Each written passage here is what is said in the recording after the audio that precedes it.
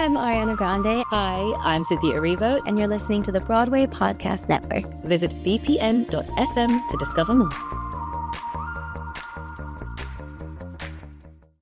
Welcome to The Wrong Cat Died, the podcast breakdown of the Catastrophe. Today, we're covering the Jellicle Patriarch Old Deuteronomy. Cue the intro music. There's a cat over here. There's a cat over there. And the wrong one died. And the wrong one died.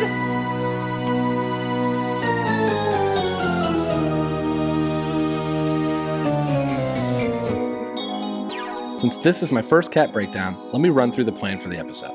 I'll explain about how we meet this cat in the show, what their song and dance tells us about them. I'll give you some parallels to who they resemble in pop culture. We're going to dig through some crazy online rumors. I'll tell you what's different in the T.S. Eliot book, and then I'm going to share some of my favorite YouTube comments from the video. Finally, I'll give you an argument on why this cat is more deserving to die than Grisabella. I'll give you a slight counter-argument, then I'll make a final rating on a scale of 1 to 9 cat lives. Alright, let's jump right in and talk about Old Deuteronomy. I am going to get tired of singing and saying Old Deuteronomy, so we're going to call him OD from the rest of this episode. We get introduced to OD after the first ballet dance number by some insignificant cat. OD is probably the closest thing we get to an early plotline in this musical. He's introduced as the Jellicle Patriarch and the ultimate decision maker. He decides which one of the cats will be reborn into the new life in the Heaviside Layer at the end of the play. He's described as being wise, and he's respected and beloved by most all of the tribe. He's definitely old, but he dances around an awful lot for someone his size.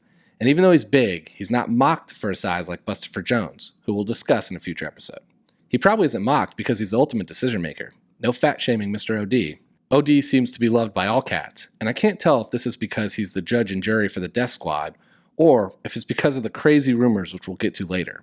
He's definitely the father of a bunch of these kittens, and friends with the rest. He might even be lovers with others. Either way, OD's loved by all. And my personal favorite part is during the Broadway revival, during intermission, he just sat up on stage and took selfies with fans. I have no idea why, but it was one of the best side notes of this bizarre show. Let's dig into T.S. Eliot's poems, because there's definitely a couple pieces from the book that aren't included in the song. Although it's confirmed that OD is old and wise, he seems to be a little bit of a pain in the ass. In the poem, OD falls asleep on High Street, and the villagers have to put up road closed signs so that he's not disturbed. The landlady forces people to go through the back door as to not disturb him, and even threatens to call the police if there's an uproar. WTF, OD. Why does the town need to rearrange their lives to let you sleep? Can you imagine being stuck in traffic and the traffic cop goes, "Oh yeah, good old Deuteronomy fell asleep on High Street again. You're going to have to go around. Come on, OD. Find a low traffic place to sleep." There are two other lines in the book that jumps out that I really don't know how to interpret. The first line, "So that nothing untoward may chance to disturb Deuteronomy's rest when he feels so disposed, or when he's engaged in domestic economy." First off, you'll notice none of these lines rhyme. But really, what the hell does this cat have to do with the economy? Cats the Musical has grossed over $3.5 billion as of 2012, so maybe he's influencing the economy? The second quote, just as weird. "The digestive repose of that feline's gastronomy must never be broken, whatever befall." Wait, what? Is OD gassy? What's this whole line about? Do we need to get him better cat food? I have questions, TS. We need answers. This is definitely going to be my favorite section of each episode. It's where I'm going to find you parallels to pop culture characters or real people of who this cat reminds me of. So I have 5 for Mr. OD. Let's start with the easiest one. The easiest one's definitely Simon Cowell. Simon produces and judges nearly every competition show globally, and is the core person who we think of when we're making a final decision. Whether it's America's Got Talent or The X Factor, let's be honest, Simon's calling all the shots. Just like Mr. OD. Simon isn't quite loved by everyone, but I'd consider him wise beyond his years. Number 2. Doesn't OD have a little bit of Dumbledore in him? Dumbledore is the Hogwarts patriarch and seems to be a total decision maker for all non-muggles. He has a slightly incestuous relationship with Harry Potter that feels a little bit like OD and Grisabella. He definitely has a ton of power and is loved by all. So this one seems like really strong parallels. Number 3. What about Santa? Jolly good fellow, isn't fat shamed, loved by all, decides who gets the reward for a subsection of the population. And also they kind of look alike, right? Number 4. Easy one. Mufasa from The Lion King. Proud dad guiding his kingdom early, Plus, it's really just a different Broadway cat. Last one, and you're going to have to stick with me here. It's a little bit of a stretch. OD reminds me a little of Carl Winslow from Family Matters. Remember Carl, the cop? Carl's a little portly, seems to be the dad for not only his 2 kids, but also for Urkel and Waldo. He's basically a dad for his nephew Richie and adopts 3J in a later season. He's taking care of everyone on the show. Each episode has a different person barging into his house and making a scene, just like every cat jumps on stage and makes their entrance. Carl's the one constant sitting on the couch, just like OD sat there in the back taking it all in. Towards the end of the show, Carl ends up blessing the main character to date his daughter, just like OD blesses Grisabella to die.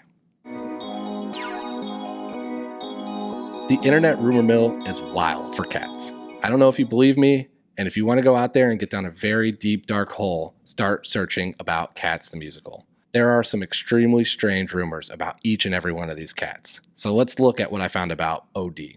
It appears that OD has some degree of psychic powers, which he uses to guide the other Jellicles through song and dance. I'm not sure I buy this one, because it seems a little hard to believe that that'd be the case. If he is, isn't he just picking the favorite of his own work at that point? That seems a little far-fetched, even for this play, which is just a musical about cats. Rumor 2. Old Deuteronomy has had many wives, and consequently many children. It's suggested that pretty much all of the cats are related to him in one way or the other. So there's further proof of this. It was confirmed by a UK production that OD is the father to both Monkish Trap and Rum Tunk Tugger. There's also speculation that McCavity is also his son and brothers to Monkish Trap and Rum Tunk Tugger. Now these rumors make a ton of sense. His song talks about the 99 wives, so you know OD is fathering these kittens all over the Jellicle land. It only makes sense that the majority of the cats in the show are his. My only gripe with this rumor is it seems rough to imagine a father choosing one of his cats to die. Even though it's a positive, he's now picking his favorite child to reward, which seems a little biblical. It also transitions nicely into my favorite rumor about OD. There's a rumor that OD and Grisabella might have been lovers. What? Can you imagine? This is the most Hollywood writing I've ever heard. If you want to win in the end, you have to sleep with the judge. Mr. Lloyd Webber, you're better than this trope. The last rumor, and I'll be honest, I don't know a single thing about astrology, but I found the sign for each cat, and Old Deuteronomy is an Aquarius. I don't know what that means, but if you're big into that type of thing, I've got you covered. Favorite YouTube comments. There's definitely a few, so here are my favorite 3. Music is My Life said, "Why do I have a feeling that Rum Tug Tugger and Old Deuteronomy have a relationship where they constantly give each other hell, but still have mad respect for each other?" You know what, Music is My Life? I agree with you. I don't get it, but I kind of feel that way too. Please Romano says, "OMG, Mungo's face at 340 is like, yo bro, you so rad." Lizzie T said, "Meanwhile, I'm struggling to get some kittens to use the litter box, let alone sing." Amen, Lizzie T. So why does OD get my vote over Grisabella? So first off, I'm not really sure the rules of the Cats universe. Are there rules in the Cats universe? I can't tell if OD is actually even eligible to die, but that's not going to stop me from making my case.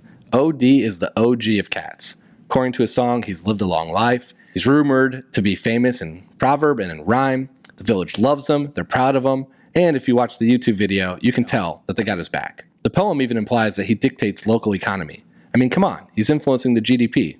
He's basically the dad of every cat, and whichever one he hasn't fathered, it's rumored he's slept with them. He's corpulent, but he's not fat-shamed because he's loved by all. Plus, if Grisabella really did sleep with him, it feels very sugar daddy-esque, which means that she's definitely waiting for him to die before her, not the other way around. Quick counter-argument, OD might not actually be allowed to die. He could be on his final life, which means that if he died, he'd just die. And if that's the case, Grisabella might be more worthy. So on a scale of 1 to 9 cat lives, I give OD 2.5 cats, because besides his wild rumor mill, he's only slightly more worthy than Grisabella.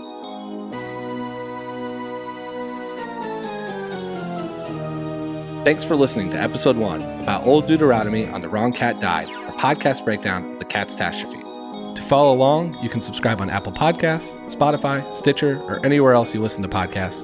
Follow us on Instagram and Twitter @TheWrongCatDied, or check out our website, thewrongcatdied.com.